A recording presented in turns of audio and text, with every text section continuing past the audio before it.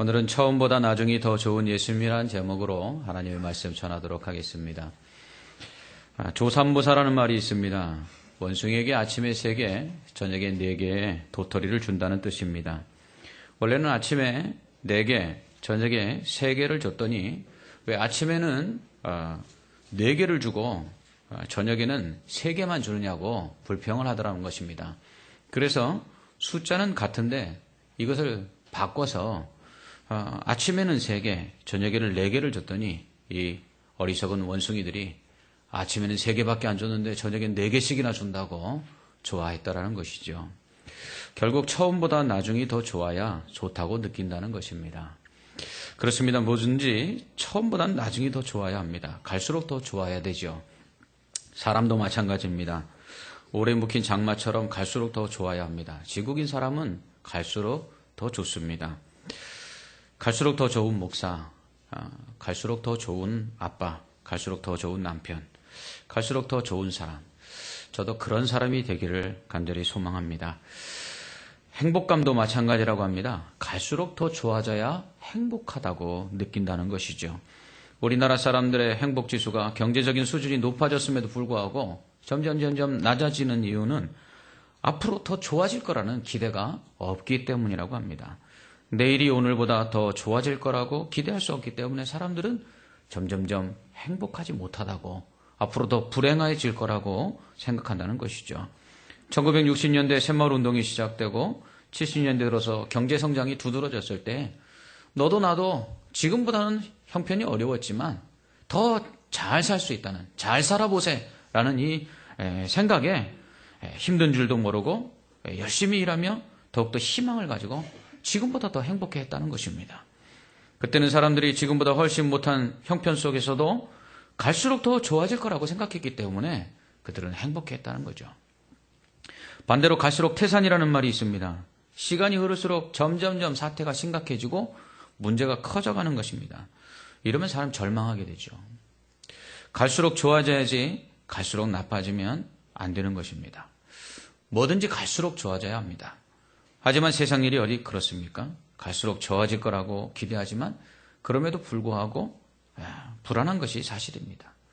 2015년도를 시작하고 어느덧 1월 한 달이 훅 지나갔습니다. 벌써? 라고 생각하는 분들이 계실 것입니다. 새해를 시작하면서 계획하신 일들은 어떻게 잘 진행되고 있습니까? 한 달이 지났는데 점점 좋아지고 있습니까? 요즘 사업하는 분들께 제일 먼저 묻는 질문이 경기가 어떻습니까? 라는 물음입니다. 그러면 대부분 그렇습니다. 안 좋습니다. 그래서 제가 묻죠. 그럼 앞으로 좀 좋아질 것 같은가요? 그러면 다들 글쎄요 라고 말씀하십니다. 이처럼 점점 좋아질 것에 대한 기대가 없을 때 우리는 불안하게 되고요. 그리고 염려하게 되고 근심하게 됩니다. 점점 더 좋아져야 합니다. 그렇다면 점점 더 좋아질 방법은 없을까요? 있습니다. 오늘 본문은 점점 더 좋아질 수 있는 비결을 우리에게 가르쳐주고 있습니다. 오늘 우리가 읽은 본문은 가나의 혼인잔치에서 예수님이 물로 포도주를 만드신 사건이 기록되어 있습니다. 1절은 사흘째 되는 날이라고 사건의 시간을 알려주고 있습니다. 사흘째 되는 날은 예수님께서 세례 요한을 만나시고 3일째 되는 날이라는 것을 의미합니다. 예수님은 십자가에 달려 죽으심으로 인류의 죄를 대속하시고 또 죽음에서 부활하심을 통해 영생을 주시는 구원 사역을 위해서 이 땅에 오셨습니다. 이러한 예수님의 구원 사역을 위한 그 3년간의 생애를 공생애라고 합니다. 예수님이 대략 한 33세를 이 땅에 오셔서 사셨다고 하는데 30년 동안은 아버지의 일을 도와 목수의 일을 하셨고요. 그리고 3년 동안은 제자들을 부르시고 그리고 병든 자를 고치고 죽은 자를 살리며 기적들을 행하시면서 천국의 복음을 전하시고 십자가에 달려 죽으시고 다시 부활하셔서 인류를 구원하시는 이 구원의 사역을 위해서 사십니다. 이 3년간의 이 구원 사역을 위해서 사신 삶을 공생애라고 하지요. 이러한 예수님의 공생애는 사실은 세례 요한이 헤롯에게 죽임을 당한 이후부터 시작됩니다. 그러므로 사흘째 되는 날이라는 것은 예수님께서 세례 요한에게 세례를 받으시고 구원자로서 메시아로서 그리스도로서 사도 요한의 그 공식적인 선포를 받으시고 이제 구원 사역을 시작하시는 그때쯤이다라는 것입니다. 그런 의미에서 가나의 혼인잔치에서 물로 포도주를 만드신 이 사건은 예수님께서 메시아로서 공식적으로 첫 번째로 행하신 기적이라는 의미에서 아주 중요한 사건이라고 할 수가 있습니다. 예수님은 갈릴리 가나에서 결혼식이 있어서 그 어머니 마리아와 그리고 제자들과 함께 갑니다. 2절에 보니까 예수님께서 결혼식에 초대를 받았다라고 말씀하고 있습니다. 그런데 문제가 발생합니다. 포도주가 떨어진 것입니다. 결혼식에서 포도주가 떨어졌다는 것은 실로 심각한 일이 아닐 수 없습니다. 어제도 결혼식이 있었는데요. 음식이 얼마나 맛있던지요. 그래서 출장 뷔페를 시켰는 줄 알았는데 그게 아니라 교인들이요. 교회에서 결혼식을 했는데 교인들이 그걸 다 직접 만들었다고 합니다. 맛이 정말 좋았습니다. 그러니까 결국은요. 금세 동이 나더라고요. 그래서 음식이 어제 좀 부족했습니다. 그랬더니 신랑의 부모님께서 얼마나 나오시면서까지 미안하다고 죄송하다고 인사를 하시던지요. 잔치에서 음식이 모자라면 참 낭패입니다. 마찬가지로 이스라엘의 혼인잔치에서 포도주가 떨어졌다는 것은 혼주 측에서 이 하객들에게 대단히 죄송하게 생각할 결례입니다. 이때 예수님의 모친 마리아가 예수님께 저들에게 포도주가 없다 이렇게 말씀하죠. 그러자 예수님은 여자여 나와 무슨 상관이 있나이까? 라고 말합니다. 여기서 여자여라는 것은 영어에서 보면 여자들을 높여서 마담, 맴 이렇게 부르는데요. 우리나라 말에 보면 부인, 여사님 이렇게 하는 말과 같은 것입니다. 즉 예수님께서 어머니께 여자여라고 한 것은 버릇없이 어머니에게 여자여라고 말한 게 아니라 어머니를 높여서 부른 경칭이다라는 것입니다. 아무튼 왜 마리아는 그 포도주가 떨어진 것을 예수님께 말씀드렸을까요? 혼인잔치에서 포도주가 떨어졌으면 혼주에게 알려야지 왜 예수님께 말씀을 드린 걸까요? 그러니 당연히 예수님은 나와 상관이 없다고 말씀하시지 않았겠습니까? 거기에다 덧붙여서 예수님은 내 때가 아직 이르지 아니하였다라고 말씀하십니다. 예수님께서 말씀하신 내 때란 무엇을 의미하죠? 예수님께서 말씀하신 내 때라는 것은 예수님께서 공식적으로 그리스도로서 메시아로서 구원의 사역을 곧 공생애를 시작하시는 때를 의미합니다. 바로 세례 요한이 죽은 다음에 예수님께서 공식적으로 그리스도로서의 사역을 시작하는 그때를 의미하는 거죠. 그때가 아직 되지 않았다는 것입니다. 왜냐하면 세례 요한은 구약의 마지막 사람입니다. 그는 구약의 마지막 선지자입니다. 또한 그는 옛 이스라엘의 마지막 사람입니다. 이러한 세례 요한이 죽은 다음에 예수님의 공생애가 시작됨을 통해서 예수님은 새 언약의 선지자요, 새 이스라엘의 첫 사람으로서 이제 구약 시대가 끝나고 신약 시대가 시작됐다는 것을 의미하는 것이기 때문입니다. 그래서 예수님이 세례 요한이 죽은 다음에 구약이 끝나고 신약이 시작되는 의미에서 이제 공생애를 공식적으로 시작하시는데 이 가나의 혼인잔치가 벌어지고 있는 시간은 세례 요한을 만난 지 예수님이 3일째 되는 날로서 아직 세례 요한이 헤롯에게 죽임을 당하지 않은 때였습니다. 그러니까 세례 요한이 아직 살아있기 때문에 예수님은 자신의 구원자로서의 공식적인 사역의 때가 공생애의 시작의 때가 되지 않았다라고 말씀하신 것입니다.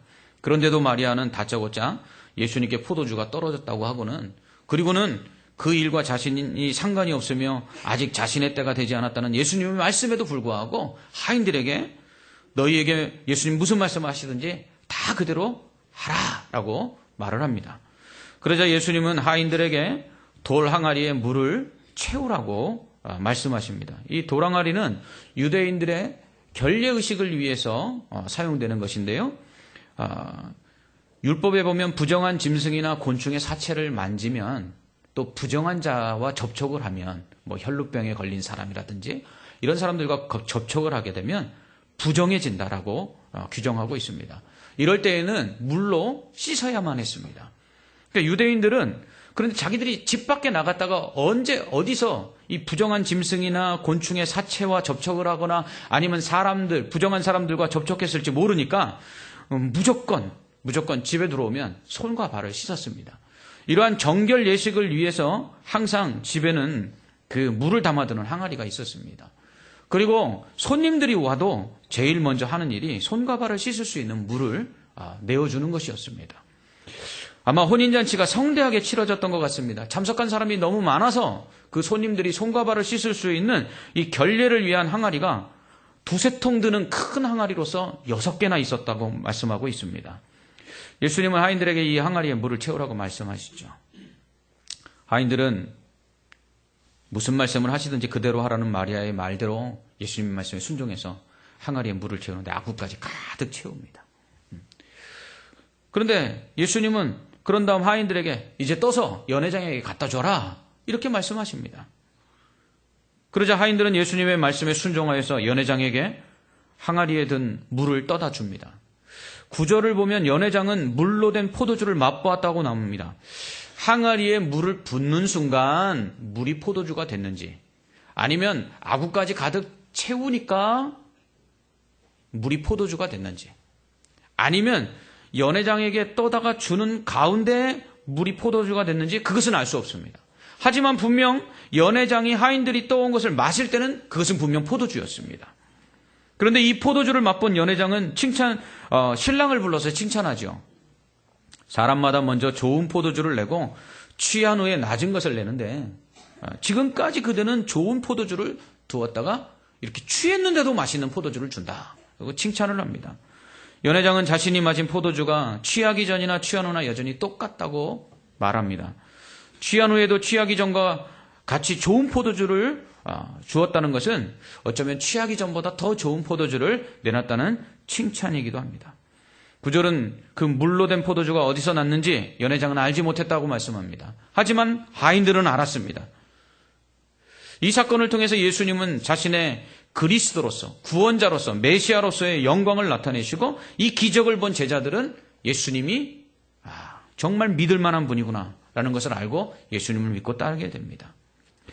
오늘 말씀에 보면 처음부터 지금까지 좋은 포도주를 두었다라는 연회장의 말이 나옵니다.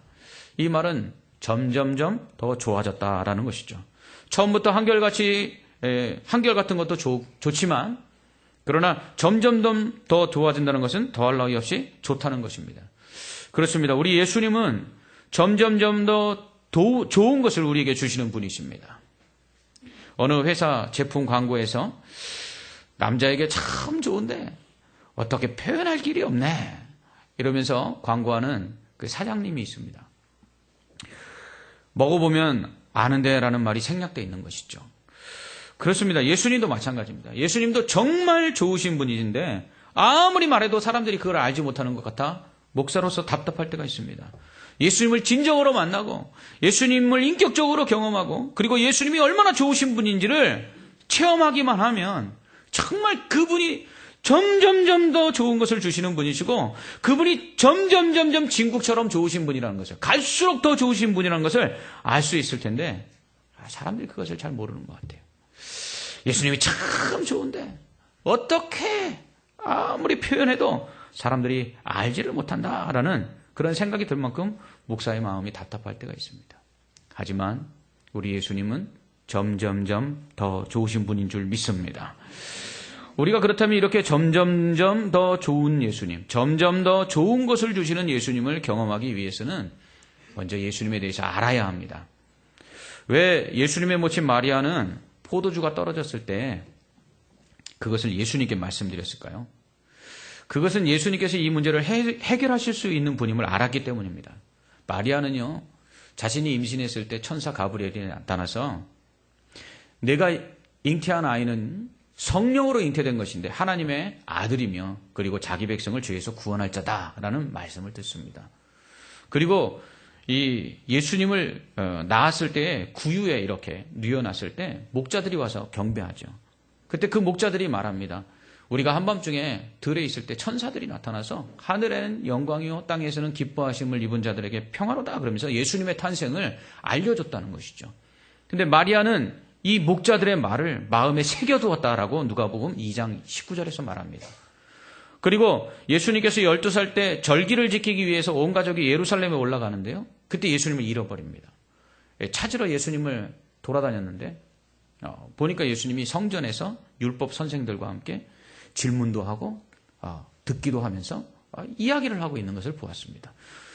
예수님을 찾은 마리아가 아버지와 내가 근심하여 너를 찾았다라고 이렇게 예수님을 꾸중하자 예수님께서 이렇게 말씀하십니다.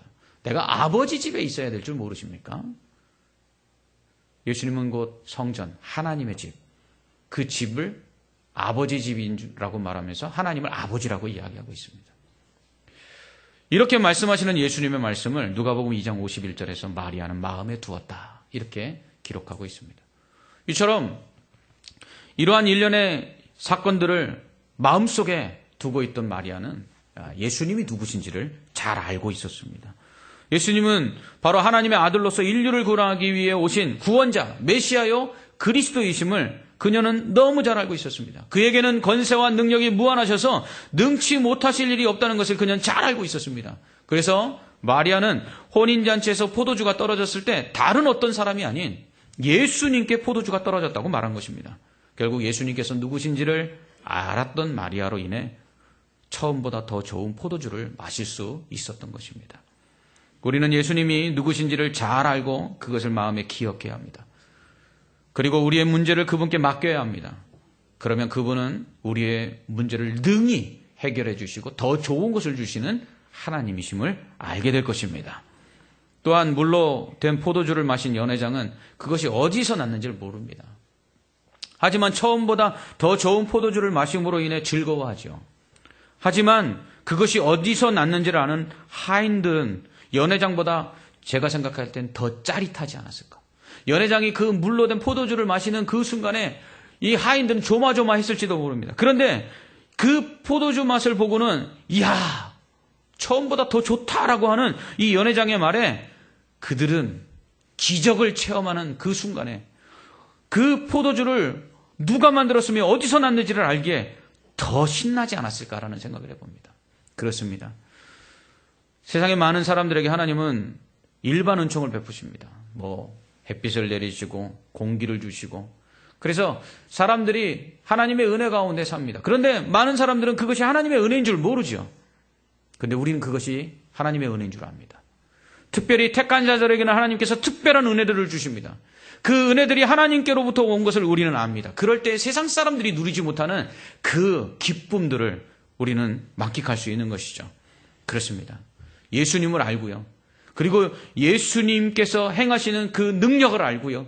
그리고 예수님께서 행하신 그 능력을 체험하는 자는 그것을 알지 못하는 자들이 결코 누릴 수 없는 은혜가 더 풍성하다는 것입니다. 그러므로 우리가 주님을 알면 알수록 우리는 주님의 은혜를 더 풍성하게 경험하게 되는 것입니다. 둘째로 점점 더 좋으신 예수님, 점점 더 좋은 것을 주시는 이 예수님의 그 능력과 은혜를 체험하기 위해서는요. 믿음이 필요합니다. 마리아는 하인들에게 예수님께서 어떤 말씀을 하시는지 그대로 하라고 말합니다. 순종하라는 것이죠. 이 하인들은 예수님께서 말씀하시는 대로 정결 예식을 위해서 손과 발을 씻는 이 물을 담아두는 항아리에 물을 가득 채우게 하십니다. 그리고 그것을 떠서 연회장에 갖다 주라고 하십니다. 하인들은 그대로 합니다. 아구까지 항아리에 물을 채우고요. 그리고 떠다 주라는 예수님 말씀대로 그 물로 된 포도주를 연회장에게 갖다 줍니다. 그러자 연회장은 그것을 마시고는 처음 것보다 더 좋은 포도주라고 말하죠. 더 좋은 포도주는 예수님의 능력에 대한 마리아의 믿음에서 출발한 것입니다. 그리고 하인들이 예수님을 믿고 그 말씀대로 항아리에 물을 채우고 그것을 떠다 연회장에게 줌으로써 더 좋은 포도주를 맛볼 수 있었습니다. 그런데 이러한 마리아의 믿음과 하인들의 믿음은 상당히 비합리적이고 비상식적이고 그리고 납득이 잘 안 간다는 점입니다. 여러분, 포도주가 떨어졌습니다. 상식적으로 포도주가 떨어지면 먼저 혼주에게 이야기하고요. 그 다음에는 포도주를 사러 가든지 아니면 포도주가 있는 집에서 빌려오는 것이 상식적입니다. 포도주가 떨어졌을 때 항아리에 물을 채우는 것이 아니라 그 항아리에 포도를 따다가 담아두는 것이 훨씬 더 상식적이고 납득할 만한 행동이라는 것입니다. 항아리에 담긴 물이 언제 포도주가 됐는지 모릅니다. 하지만 그 분명 물을 갖다 부었는데 그것을 떠다가 연회장에게 주라는 예수님의 말씀을 듣고 그것을 떠다가 연회장에게 갖다 주는 하인들의 행동은 굉장히 이해하기 어려운 부분입니다. 그렇습니다. 믿음은 이처럼 우리의 상식과 그리고 이해와 그리고 우리가 납득할 만한 모든 것들을 뛰어넘는 것입니다.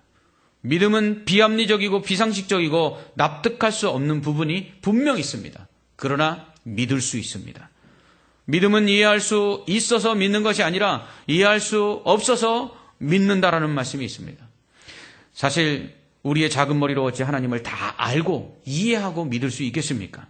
고난 속에서 하나님을 잘 아는 것처럼 이야기하는 욥에게 하나님은 내가 천지를 만들 때 있었느냐? 그리고 내가 하늘의 해와 달과 별들이 어떻게 질서 속에서 운행하는지 네가 아느냐? 아는 것에 대해서 하나님에 대해서 알고 있다라고 이야기하는 욥에게 하나님은 네가 다 아느냐라고 말씀하십니다. 그러자 그가 고백하죠. 제가 아는 것이 하나도 없습니다. 자신의 무지를 고백합니다. 그런 과정 속에서 오히려 그는 이렇게 고백합니다. 내가 전에는 하나님께 듣기만 하더니 이제는 보고 알게 되었습니다. 믿게 되었습니다. 라고 고백합니다. 여러분, 이것은 알고 믿는 것이 아니라 믿으니까 알게 된다는 것입니다. 어떤 사람들은 하나님을 보여달라고 합니다. 천국을 보여달라고 합니다. 마치 부활하신 예수님의 손에 못자국을 만져보고 그 허리에 창자국을 만져봐야지만 믿겠다고 하는 도마처럼 말입니다. 그런 자들에게 예수님은 동일하게 말씀하십니다. 보고 믿는 자마다 보지 않고 믿는 자가 복되다. 알고 믿는 것보다, 이해하고 믿는 것보다 어쩌보면 이해할 수 없는데도 믿고 있는 것이 훨씬 더 복된 사람이라는 것입니다. 따지고 믿는 사람들이 있죠. 그런데 믿음은 사실 논리적으로 설명할 수 없고 납득할 수 없는 것을 믿는 것이 참 많습니다. 삼위일체 하나님을 어떻게 이해할 수 있습니까? 하나님은 한 분이신데 이 한 분 본체 안에 삼위가 있어서 이 삼위는 각각 독립된 인격과 능력과 지혜를 가지고 계시다는 것입니다. 그런데 이 삼위는 또 하나이십니다. 여러분, 이것이 삼위일체에 대한 간략한 설명입니다. 그런데 이게 이해가 되십니까? 김양천이라는 제가 있습니다. 그런데 제 안에 삼위가 각각 인격이 있고 각각 독립된 지혜가 있고 독립된 능력이 있고 독립된 권세가 있습니다. 그런데 하나입니다. 이렇게 설명하니까 어떤 사람이 그렇게 이야기합니다. 목사님, 하나님은 그럼 다중인격입니까? 이처럼 하나님에 대해서 아무리 설명해도 우리의 지식은 그 하나님을 온전히 이해할 수 없습니다. 그렇기 때문에 삼위일체라는 말을 처음 사용한 신학자 터툴리아는 삼위일체 하나님은 이해의 대상이 아니라 믿음의 대상이다, 이렇게 말했습니다. 하나님은 따지고 납득할 수 있도록 정의 내려서 이렇다라고 규정할 수 있는 분이 아닙니다. 이해를 뛰어넘어서 믿어야 할 신앙의 대상입니다. 그럴 때 그 믿음이 우리로 하나님을 이해하게 하고 그 믿음이 우리로 예수 그리스도를 이해하게 하고 그 믿음이 우리로 천국과 영생을 이해하고 그리고 그것을 받아들이게 하는 것입니다. 또한 예수님에 대한 믿음은 하나님의 때를 바꾸는 능력이 있습니다. 우리는 흔히 아직 하나님의 때가 아닌가 보다라는 말을 합니다. 예수님도 그렇게 말씀하십니다. 아직 내 때가 이르지 않았습니다. 그러나 마리아의 믿음으로 인해 그 때를 앞당기십니다. 이처럼 믿음은 하나님의 때를 바꾸는 능력이 있습니다. 그리고 믿고 맡기면 하나님께서는 하나님의 때가 되지 않았어도 그것을 앞당겨서라도 우리의 믿음의 간구에 응답하사 더 좋은 것을 주시는 것입니다. 마지막으로 세 번째, 더 좋은 것을 주시는 그 주님의 은혜를 체험하기 위해서는 순종이 필요합니다. 예수님께서 무슨 말씀을 하시든지 그대로 하라는 마리아의 말에 하인들은 예수님께서 말씀하시는 그 말씀대로 순종하지요. 결국 이러한 순종이 물이 포도주가 되는 기적을 경험하게 합니다. 이처럼 더 좋은 것을 주시는 예수님에 대하여 알고 믿고 그리고 순종할 때 결국은 우리는 그분의 기적을 체험할 수 있는 것입니다. 이러한 그 순종, 이 순종을 통한 기적에 대한 체험은 결국 믿음에서 시작된 것입니다. 믿음과 순종은요, 동의어입니다. 믿는 자는요, 순종합니다. 순종하는 사람은 믿기에 순종하는 것이죠. 근데 믿는데 순종하지 않는다. 그건 안 믿는 것입니다. 순종은 예수님에 대한 알면서 믿음으로 이어졌기에 가능한 것입니다. 예수님을 알면 알수록 믿게 되고 믿으면 믿을수록 순종하게 되는 것이죠. 만약 하인들이 항아리에 물을 채우지 않았다면 어떻게 됐을까요? 만약 하인들이 연회장에게 떠서 갖다 주라는 예수님의 말씀에 순종하지 않았다면 어떻게 됐을까요? 물이 포도주가 될 수도 없었을 뿐더러 설령 물이 포도주가 되었다 할지라도 아무도 그것을 맛볼 수 없었을 것입니다.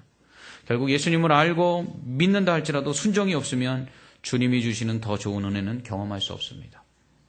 이처럼 주님을 더 알아서 주님을 더욱 믿으며 그리고 주님께 더 순종해야 합니다. 그러면 주님께서 주시는 더 좋은 것을 맛볼 수 있고 경험할 수 있습니다.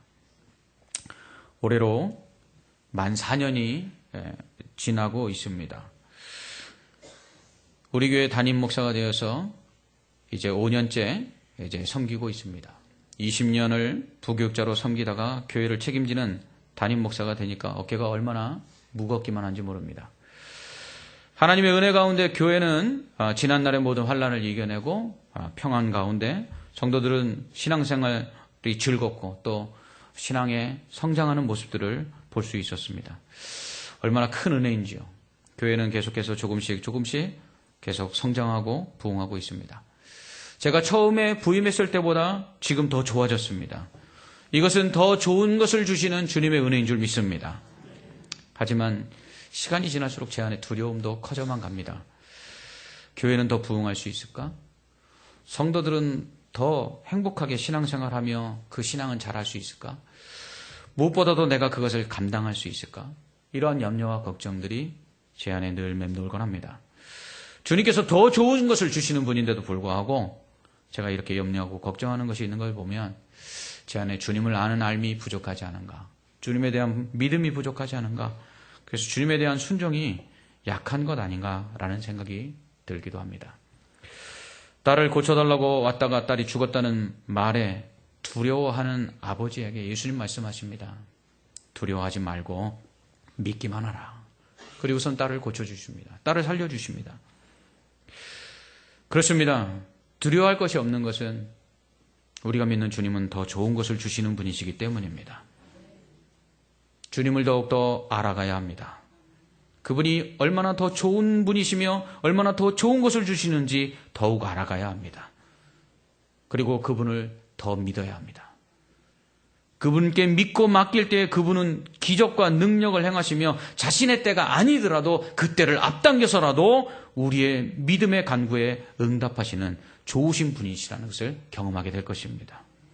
그 말씀대로 순종해야 합니다. 그러면 주님은 우리가 처음부터 누렸던 것을 계속해서 누릴 수 있게 하실 뿐만 아니라 처음보다 더 좋은 것을 누릴 수 있도록 은혜를 베풀어 주실 것입니다. 새해를 시작하며 가정과 직장 그리고 사업 또 공부하는 학생들에게는 학업 그리고 계획하는 모든 일들이 점점 좋아질 거라고 기대하고 시작하셨을 것입니다. 그런데 한 달이 지난 지금 어떻습니까? 더 좋아질 것 같습니까? 만약 마음에 불안과 염려가 있다면 주님을 알아가십시오. 그리고 주님을 믿고 맡기십시오. 그리고 그분께 순종하십시오. 그러면 처음보다 나중이 시작은 미약하였으나 나중은 창대케 하시는 은혜가 그리고 처음서부터 계속해서 좋은 것을 주시는 그 주님의 은혜를 경험하게 될 것입니다. 기도하겠습니다. 사랑과 은혜가 풍성하신 하나님 아버지, 우리 예수 그리스도를 우리에게 주시기까지 또 그 주님을 통해서 우리에게 점점 더 좋은 것을 주시는 그 은혜 감사를 드립니다. 하나님, 한 해를 시작하고 벌써 한 달이 지났는데 더 좋아지고 있는지요? 많은 염려와 걱정들이 우리 안에 있습니다. 하나님, 오직 주님을 더욱 알아가게 하시고 그 주님을 더욱더 믿고 의지하며 맡기게 하옵소서. 그리고 그 말씀대로 순종하게 하옵소서. 그럴 때 하나님께서 우리의 가정과 또 생업, 우리의 모든 행하는 일들 그것들이 점점 잘 되게 하실 줄 믿습니다. 무엇보다도 처음보다 더 갈수록 더 좋은 그 주님, 그 주님을 더욱더 깊이 알고 믿고 또 사랑하게 하시고 그 말씀에 순종하여서 우리가 염려하고 걱정하는 모든 것들이 처음보다 나중이 더 창대해지는 복으로 우리에게 임하는 것을 경험케 하여 주시옵소서. 예수님 이름으로 기도합나이다. 아멘.